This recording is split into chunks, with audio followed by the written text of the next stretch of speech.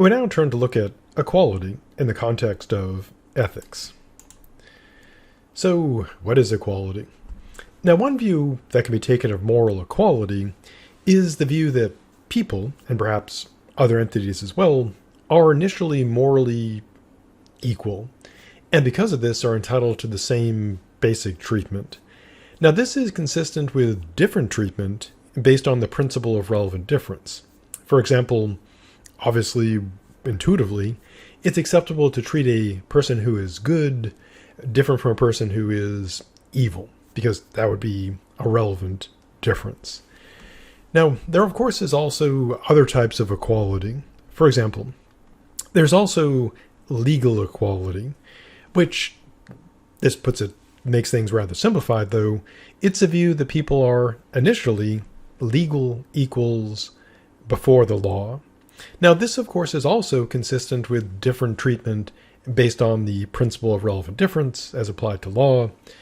For example, if someone has done some actual horrible murders, then it's acceptable on the face of it legally to punish them because their actions do provide a relevant difference between people who have not done murders and people who have done murders.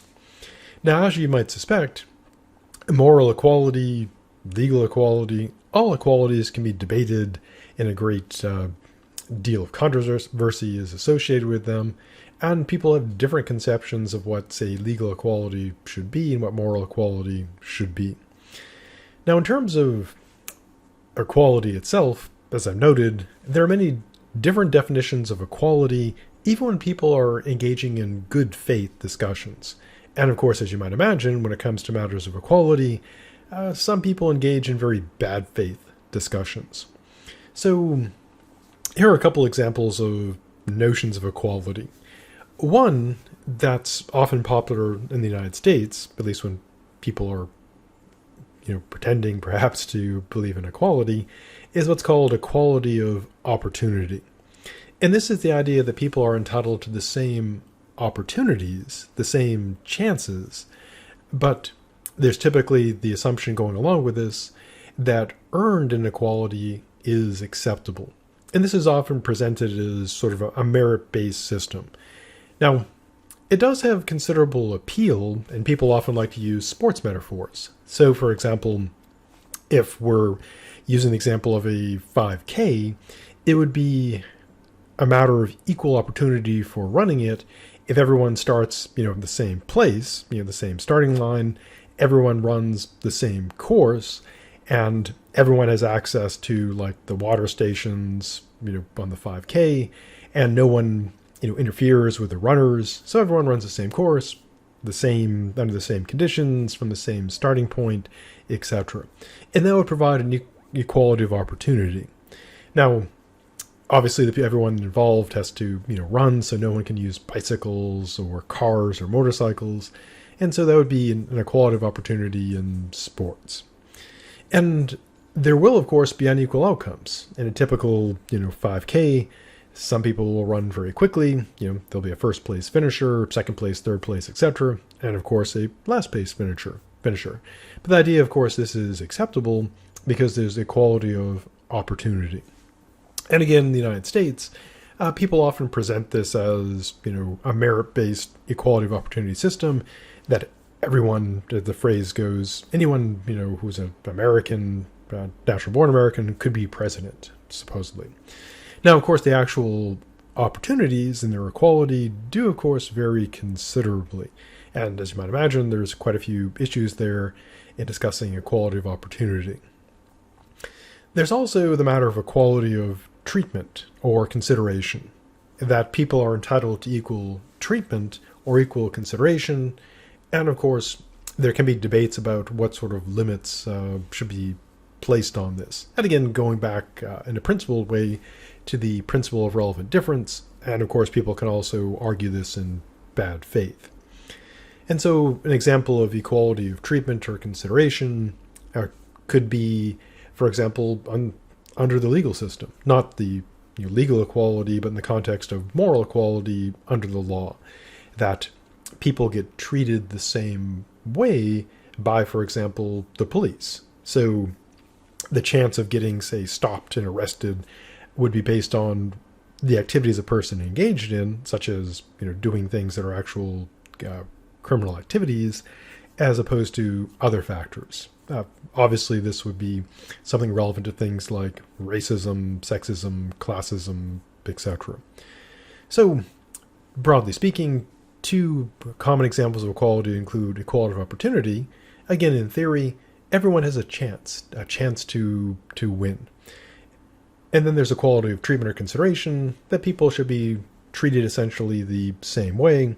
And again, these both allow for things like principle of relevant difference to be a factor as well. The main debates about equality do tend to be over moral status. In the case of law, of course, legal status.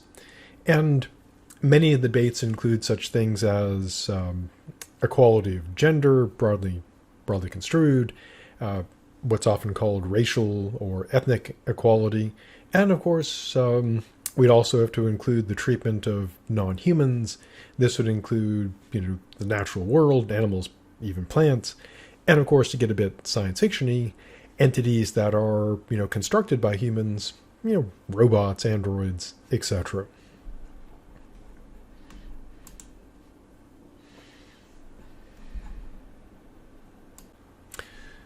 So now we turn to some questions about equality, rather, sets of questions.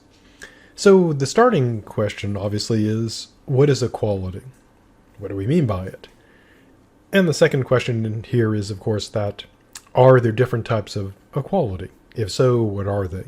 And the answer is, there do seem to be different types of equality. We've looked at least, two: equality of opportunity, there's equality of consideration, and in order to sort out, what we mean by equality, we have to sort out, if we're trying to achieve it, what are we trying to achieve, and what would success look like? So, as an example, if we're looking at equality of opportunity, what would we mean by that? Would we mean like the standard sort of like athletic definition where everyone in the 5K runs the same course, has the same access to, water on the course? No one's allowed to use like skateboards or, illegal pharmaceuticals, etc. Or do we want to make the equality of opportunity, push it back beyond the starting line to questions about, the types of training that people have access to, even things like, healthcare, availability of food, etc. So what do we mean by equality of opportunity? Even just using the simple sort of illustration of a 5K race, what would be an equal opportunity to compete? Again, we generally present it as, everyone's at the same starting line, the same course. But then there are concerns, obviously, about things like access to training, coaching, dieting, the technology someone can purchase. Someone who has, a Garmin GPS watch that can tell them exactly where they are in their pace, and they're wearing, fancy racing shoes, they would have an advantage over someone who doesn't have that. And so even if we just go with like equality of opportunity, a lot of complexity there. The second set of questions involve this: is equality possible? And since we're considering different types of equality, then the question of, if equality is possible, what types are actually possible? And if not, why not? So going back to equality of opportunity, we might be able to provide, say, a general equality of opportunity to, again, going back to the 5K example, you could have equal opportunity once you get to the starting line. More serious example would be, you could have equality of opportunity for, employment, for example, or access to education.